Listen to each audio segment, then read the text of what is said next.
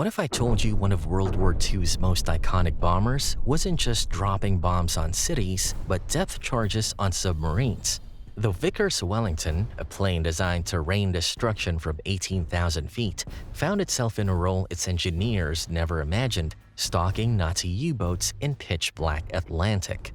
How did a bomber built for the skies become the terror of the seas?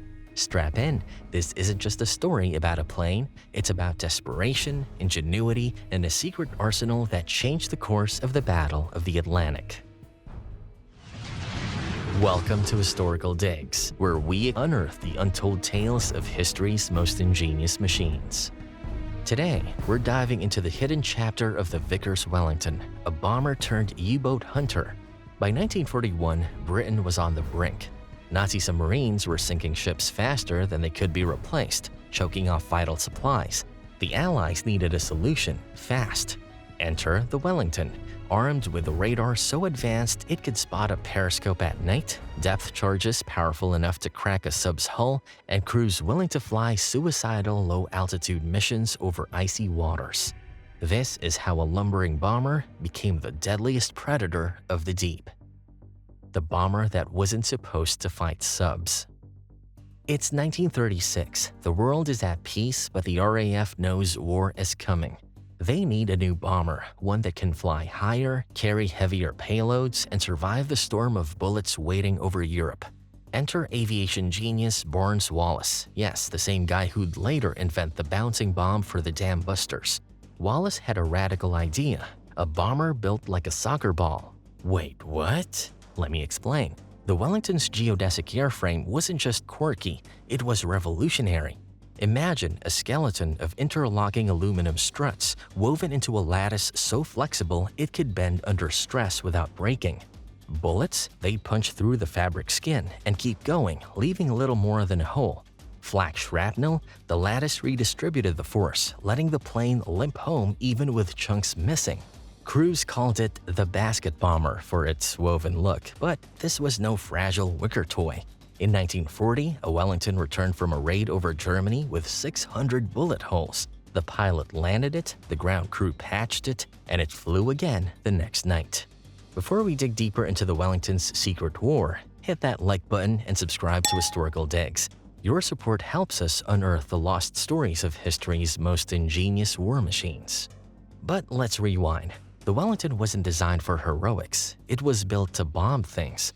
Its first test came in 1939, just days after World War II began. A Wellington Mark I swooped over the German naval base at Wilhelmshaven, dropping leaflets that read, "You are being bombed. Surrender now." Okay, fine, the leaflets were less dramatic, mostly propaganda, but the message was clear. Britain could strike back. By 1940, Wellingtons were raiding Berlin, their twin Bristol Pegasus engines droning at 18,000 feet. They carried 4,500 pounds of bombs, a crew of 6, and a reputation for being tough. One pilot famously belly-landed his Wellington after losing both engines, skidding across a field like a metal whale. The crew walked away.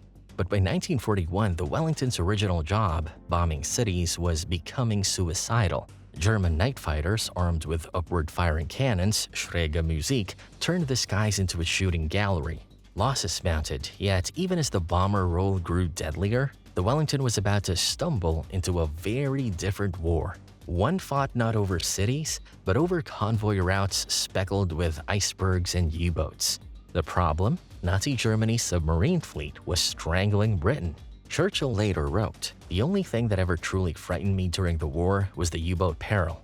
By 1942, U-boats were sinking ships faster than shipyards could build them. The Allies lost 1,160 vessels that year alone.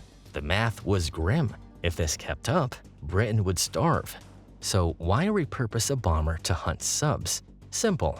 The Allies had no better option.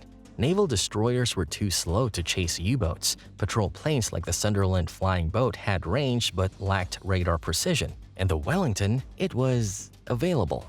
Lots of them. With bomber command shifting to heavier Lancasters, hundreds of Wellingtons sat idle. But there was a catch. This high-altitude bomber was about to be thrown into a role it was never designed for, skimming waves at 50 feet, dodging flak, and dropping depth charges. The RAF solution was equal parts genius and desperation. They ripped out the bomb racks and installed radar antennas, they swapped high-explosive bombs for depth charges, they trained crews to fly lower than a seagull, and they crossed their fingers. But could a plane built for the stratosphere survive the Atlantic's fury? Could a bomber crew trained to hit factories learn to stalk submarines? The answer would hinge on two things: a secret radar system so advanced the Germans never saw it coming, and the Wellington's absurd ability to take a beating.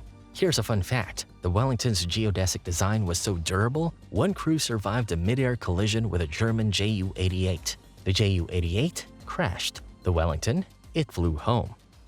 The U-boat menace and a Hail Mary plan. If using planes to hunt submarines sounds like a Hail Mary, that's because it was. Let's set the stage. October 1940, a moonless night over the Atlantic. A German U-boat, U-48, lurks beneath the waves, its crew grinning as they torpedo 3 Allied freighters in under an hour. By dawn, 28,000 tons of supplies, food, fuel, rifles are sinking into the abyss. This wasn't an outlier, this was routine. Nazi Admiral Karl Dönitz had unleashed his wolf packs, U-boat groups that ambushed convoys like hyenas tearing into a wounded gazelle. By 1941, the Allies were losing ships faster than they could print SOS telegrams. But the U-boats weren't just winning, they were toying with the Allies. Subs would surface at night, recharge their batteries, and slip away undetected. The British destroyers were too slow, and patrol planes, their radar couldn't spot a sub's tiny periscope in the dark. Dönitz bragged that his U-boats operated with complete immunity after sunset. He wasn't wrong until a misfit bomber crewed by radar nerds and depth-charge fanatics crashed the party. The RAF's coastal command was desperate. They tried everything: Q-ships which were armed merchant traps, sonar buoys, even training seagulls to poop on periscopes. Okay, maybe not that last one. Point is, nothing worked. Then a eureka idea. What if we turned bombers into sub-hunters? On paper, it was madness. Bombers fly high, subs hide low. Bombers need clear targets, subs are ghosts. But the Allies had two secret weapons: guts and gadgets. First, the tech. The Wellington got a Frankenstein makeover. Engineers yanked out its bomb sights and installed ASV Mark II radar, a clunky, fridge-sized system that could detect a U-boat's periscope from 5 miles away. Think of it as a metal detector for Nazis. But radar alone had a flaw: it couldn't see. That's where the Lee light came in. Named after its inventor, Wing Commander Humphrey Lee, this wasn't just a spotlight, it was a 20 million candle-powered death ray mounted under the Wellington's wing. Crews would stalk subs on radar, then hit them with a Lee light at the last second. Now, the depth charges. These weren't your Navy's explosives. The RAF's 600-pound Torpex depth charges were designed to detonate below subs, where their pressure hulls were weakest, but dropping them required nerves of steel. Wellingtons had to swoop down to 50 feet, so low that crews joked about counting the fish, and release the charges in a precise pattern. If they were too high, the charges' fuses wouldn't arm, and if they were too low, the plane could slam into a wave. It was like playing chicken with the ocean, and the ocean wasn't blinking. The first test came in July 1942. A Wellington Mark VIII, armed with radar and a Lee light, caught U-502 surfaced off Spain. The sub's crew never saw it coming. The depth charges exploded, the U-boat vanished, and Coastal Command had its proof. Bombers could hunt subs. But the real genius was psychological. U-boats hated the Lee light. They called it the sudden death. Before, they'd surface at night to recharge, safe in the dark. Now, the second they cracked a hatch, a Wellington might be overhead, turning night into noon. By 1943, Wellingtons were sinking U-boats at a rate that made even the Admiralty blush. In 1 month alone, they crippled 12 subs and forced 30 others to abort missions. But this wasn't just about kills, it was about fear. Every U-boat captain knew the Atlantic wasn't theirs anymore. It belonged to the Wimpy, the Wellington's nickname, borrowed from a chubby cartoon burger lover. And the Wimpy was hungry. The secret tech that made it all work. Let's be honest, the ASV Mark II radar wasn't just groundbreaking, it was borderline sci-fi for 1942. Imagine a system that could spot a submarine's periscope, a tube barely wider than a trash can, from 5 miles away, in total darkness. How? As much as I'd love to say magic, the answer is a lot less exciting: by bouncing radio waves off the metal hull. The radar's display was a glorified oscilloscope with blips that looked like fairy lights on a drunk Christmas tree, as one operator put it. Interpreting those blips required a mix of skill, luck, and lots of caffeine. Crews trained for months to tell a U-boat from a whale or a wave. Then there was the lee light.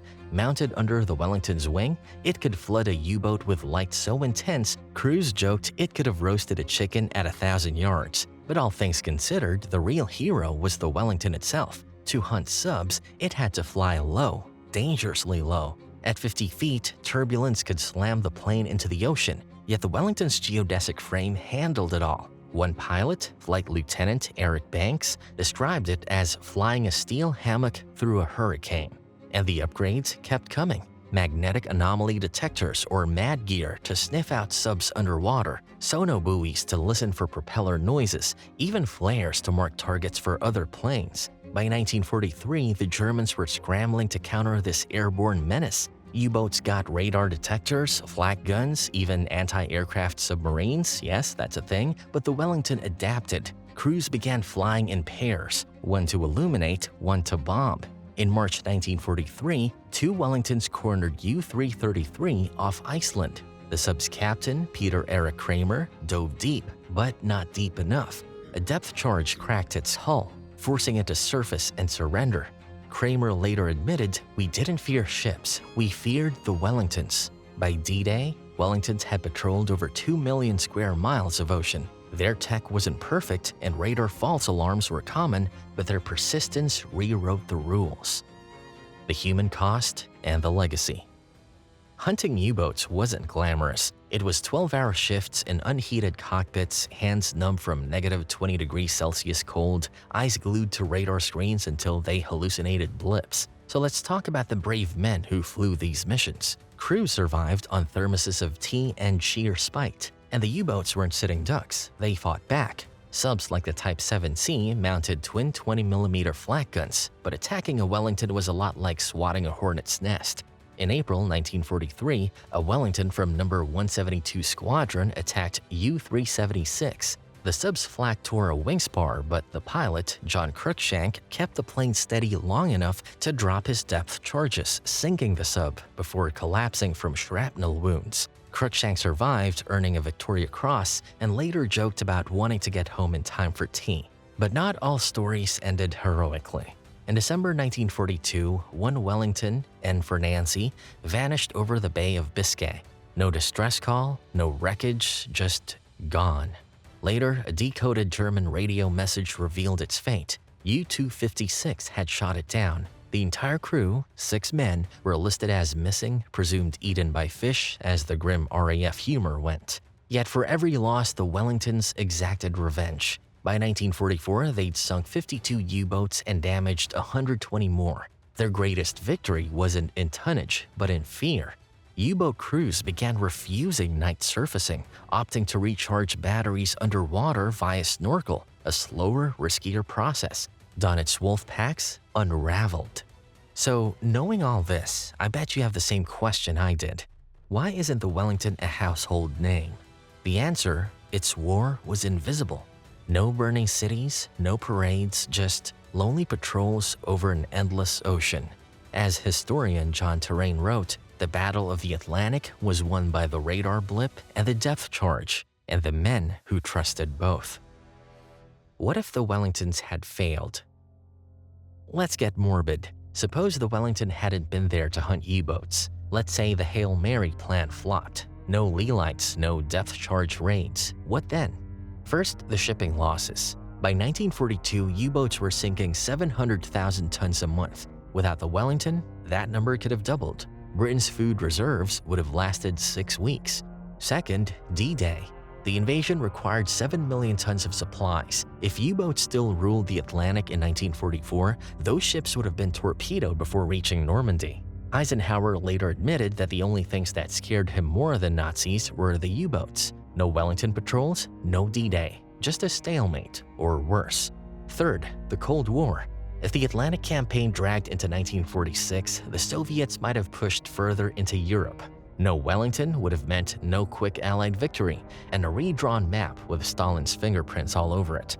But fortunately for us, the Wellington did succeed. Its legacy isn't in statues, but in silent statistics. By 1945, U-boat losses hit 75%. The hunters became the hunted.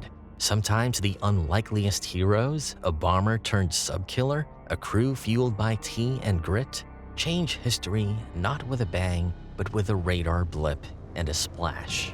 So, was the Wellington the most underrated hero of World War II? You tell me. Drop a comment below, and if you're craving more tales of unlikely war machines, check out our video on the Catalina, the plane that could hunt subs for 24 hours straight. Don't forget to like, subscribe, and hit that bell to join us on the next historical dig. Until then, keep exploring the stories they didn't teach you in class.